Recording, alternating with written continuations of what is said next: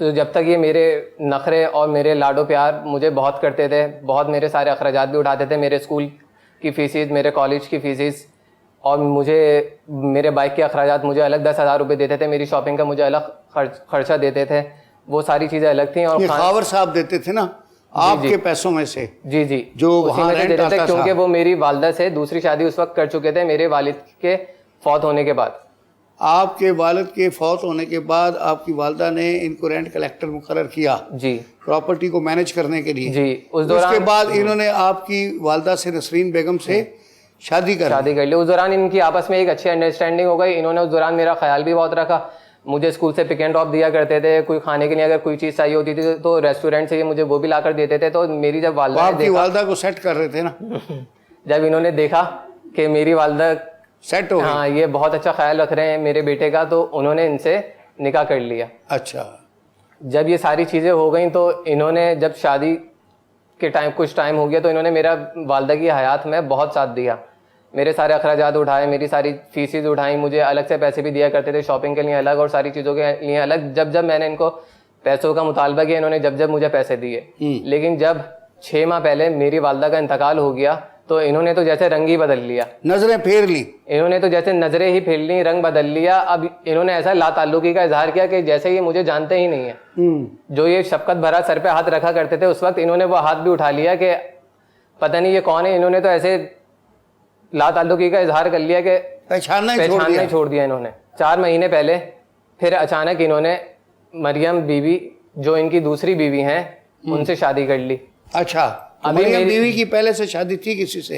जी, वो बेवा खातून थी, वो बेवा खातून से इन्होंने शादी कर ली। अच्छा, अभी मेरी वालदा का कफन तक मैला नहीं हुआ था, 2.5 माह ही गुजरे थे उनकी मौत को, कि इन्होंने इस बात का भी भरम ना रखा कि अभी तो उसका कफन भी मैला नहीं हुआ। इन्होंने फौरन से दूसरी शादी कर ली। इससे आप इनकी नीयत का अंदाजा कर लीजिए। होगा ना कि ये हाथ से ना निकल जाए बेवा। हाँ, मगर जल्दी काबू कर लो। हाँ, जल्दी। तो उन्होंने आप वक्त कम है और मुकाबला सख्त। उन्होंने आप इनकी नीयत का अंदाजा इस बात से कर लीजिए कि इन्होंने फौरन शादी कर ली, और दूसरा कि जितनी प्रॉपर्टी मेरी थी उस पर अब इन्होंने कब्जा करना शुरू कर दिया, कि इन्होंने जो दुकानें थी वो हथिया ली, और जो मेरा एक घर था, यानी जो मेरी माँ का था वो घर मेरा था, मेरा उस पर पूरा हक था, नसरीन बेगम का। जी बिल्कुल।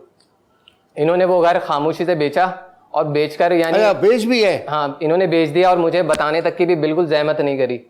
जुल्म की इंतहा तो यहाँ हुई, इन्होंने उन्हीं पैसों से दूसरा मकान ख़रीदा और अपने नाम ट्रांसफ़र करा लिया। ये भी नहीं हुआ इनसे कि हाँ भाई कि बच्चे से भी पूछ लूँ कि यार तुम्हारे नाम कर दूँ क्या, लेकिन इनसे ये तौफीक भी नहीं हुई। इन्होंने खामोशी से सारी चीज़ें की। वो तो मुझे मोहल्ले में से पता चला कि ये मेरी प्रॉपर्टी बेच चुके हैं और उससे ये दूसरी प्रॉपर्टी परचेज़ भी कर चुके हैं।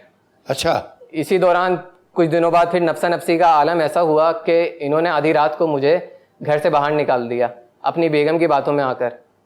अच्छा, इनकी जो बेगम नहीं है उसको आप पसंद नहीं थे? नहीं, उनको मैं बिल्कुल पसंद नहीं था, क्योंकि लाए तो ये मेरे ऊपर रख कर थे कि हाँ भाई आपका बहुत ख्याल रखेंगी, आपकी खिदमत करेंगी, आपके जो कपड़े होंगे उनको आयरन करके देंगी, आपके जो खाने पीने की चीज़ें वो आपको टाइम पर दिया करेंगी।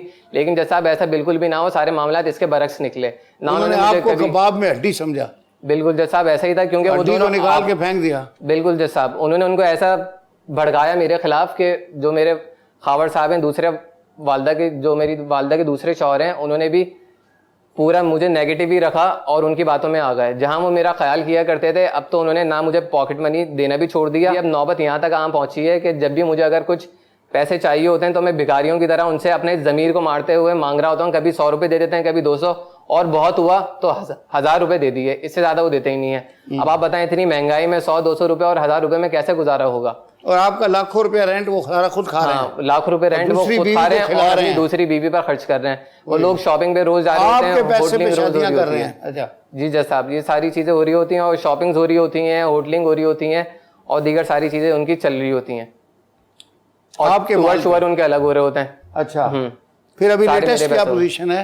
अब लेटेस्ट पोजीशन ये है कि आधी रात को उन्होंने मुझे मेरे ही घर से बाहर निकाल दिया। फिर कहाँ रह रहे हैं आप? और उन्होंने ये तक गवारा ना किया कि आधी रात को मैं कहाँ जाऊंगा कहाँ, यानी मुझे मेरे ही घर से बेघर कर दिया। वो तो